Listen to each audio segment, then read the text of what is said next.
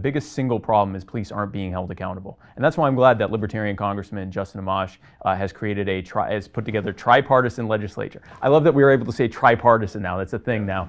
Tripartisan legislation to end qualified immunity. And for those who don't know what qualified immunity is, essentially, imagine if you could go into a courtroom and say, Your Honor, I know that I'm being tried for murder, but I think what I did was perfectly reasonable. And the judge goes, oh, okay, well, if you're being tried, if you think it was reasonable, then I'll just throw the charges out. That's essentially what qualified immunity is. And we could spend an hour plus talking about what it is. But the breakdown is it creates a system where Derek Chauvin, who murdered George Floyd, which sparked these protests, he had 17 other complaints against him, including wrongful death complaints. He may have murdered other people.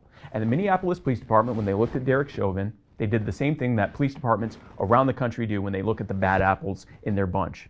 They said, this cop is terrible. He's out here killing people. He's out here doing all sorts of damage and infringing on people's rights. But if we try to fire him, we're going to have to fight the police unions, and it's going to cost us an absolute fortune.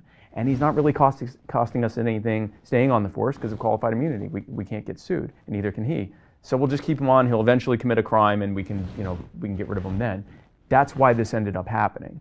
All of the other problems that happen if police and government officials were held accountable for the infringements that they do on the lives and constitutional rights of people, then that would create a flip of that. So now the police departments would look at a Derek Chauvin and say, we got to get rid of this guy the first time he had a problem because we don't want to get sued. And the police unions, who also don't want to have to pay off all those lawsuits, would be doing the same thing. So you would now have them actively rooting out bad police, not just once they do something, but even before they enter the force. So that would incentivize good policing and punish bad policing and help heal that rift between the police and the public, especially the most marginalized among us.